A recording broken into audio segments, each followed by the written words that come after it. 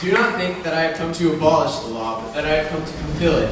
Anyone who breaks the law and teaches others to do the same will be called least in the kingdom of heaven. For I tell you that unless your righteousness surpasses that of the Pharisees, you will certainly not enter the kingdom of heaven. The kingdom of God is like a king who decided to settle accounts with his servants. One man was brought before him who had run up a debt of $100,000. You haven't repaid your debt to me, so I order you and your family and your possessions to be sold. Please give me another chance and I'll pay it all back. The master was touched by the servant's plea, so he let him go and raised the debt.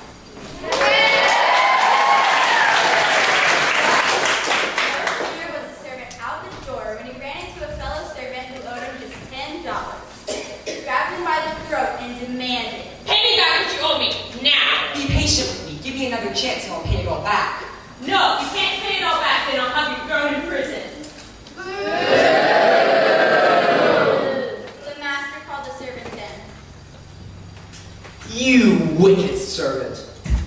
I forgave your entire debt when you begged me for mercy. Shouldn't you be merciful to your fellow servant when they begged you for mercy? The master had the servant jailed until the debt was paid.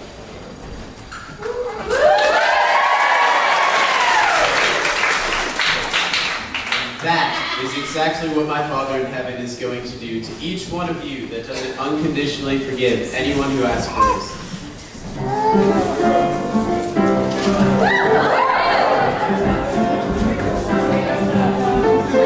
I can see a smoke of sinners standing gone, and they're acting like a pack of wolves, gazing in the space that the minds don't want instead of following the good Lord's rules.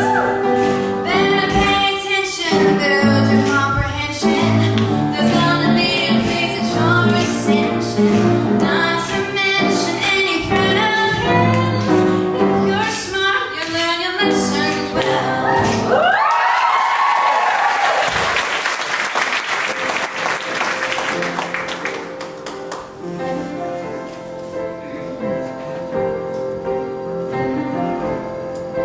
Day by day, oh dear Lord, three things I pray: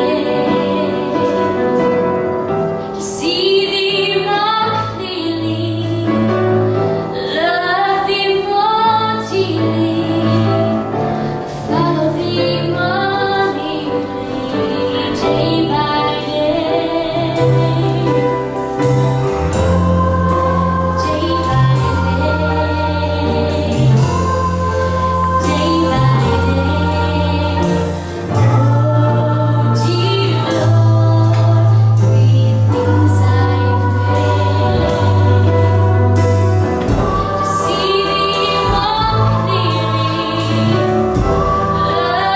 thee more dearly,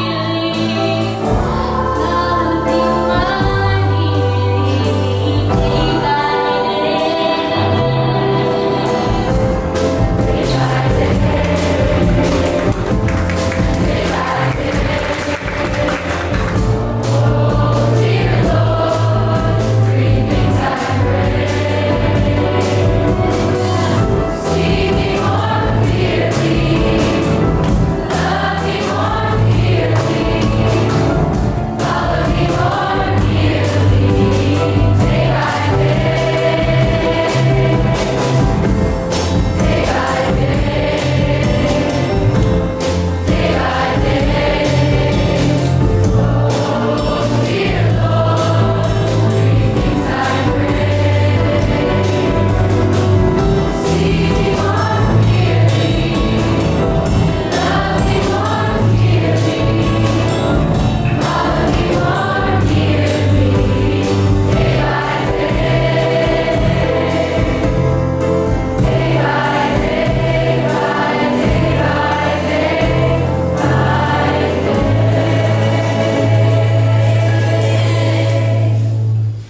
Therefore I tell you, do not worry about your life, what you will eat or drink, about your body,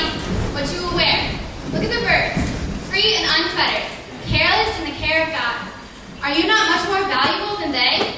Who of you by worrying can add a single hour to his life? Consider the wildflowers of the field. See how they grow? They do not labor or spin, yet they are beautiful in God's glory. Don't be so occupied with getting so you can respond to God's giving. Give your entire attention to God right now. And don't get so worked up about what may or may not happen tomorrow. God will help you through whatever hard things come up when the time comes. You're blessed when you've reached the end of your rope. With less of you, there is more of God. You're blessed when you feel you have lost what is most dear to you. Then you'll be embraced by the one most dear to you. You're blessed when you're content just the way you are. No more, no less. That's the moment you find yourselves proud owners of everything that can't be bought. You're blessed when you've worked up an appetite for God. He's food and drink and the best meal you'll ever eat.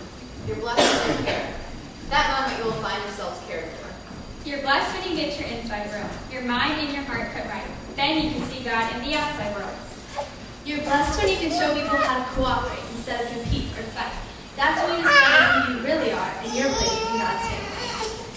You're blessed when your commitment to God prevents persecution. The persecution drives you even deeper into God's kingdom. Not only that, count yourselves blessed every time people put you down or throw you out or speak lies about you to discredit you. What that means is the truth is too close for comfort and they are uncomfortable. You can be glad when that happens. Give a cheer even. But though they don't like it, I do.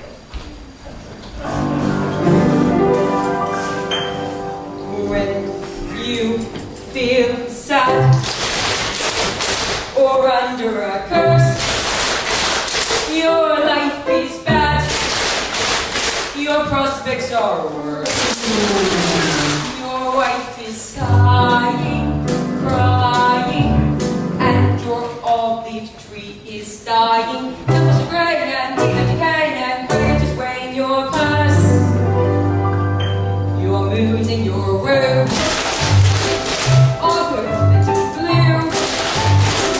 You'd bet that joke has nothing on you. Don't forget that when you get to heaven, you'll be blessed. Yes, it's all for the best. Some men are on the abilities, doing what they please, richer than the bees are in honey. Never growing old, never feeling cold, full of nothing from thin air. The best in every town, best at shaking ground, best at making mountains of money. They can't take it with them, so what do they care? They get the center of the league, cushions of their seat, houses in the street where it's sunny. Summers at the sea, winters warm and free, all of it's agreeing in the rest. But who is the land for the sun and the sand for? You guess it's all for the best. Now, how can you see a speck of sawdust in your brother's eye when all the time there's a great plank in your own? Well, I don't know. How can you see a speck of sawdust in your brother's eye when all the time there's a great plank in your own? Or, how can you take that speck of sawdust out of your brother's eye when all the time there's a great plank in your own? Well, I don't know. How can you take a speck of sawdust out of your brother's eye when all the time there's a great plank in your own? You hypocrite! First, you must take the plank out of your own eyes so that you can see clearly enough to remove the speck of sawdust from your brother's. That's no answer to the question. Well, did I promise you an answer to the question now?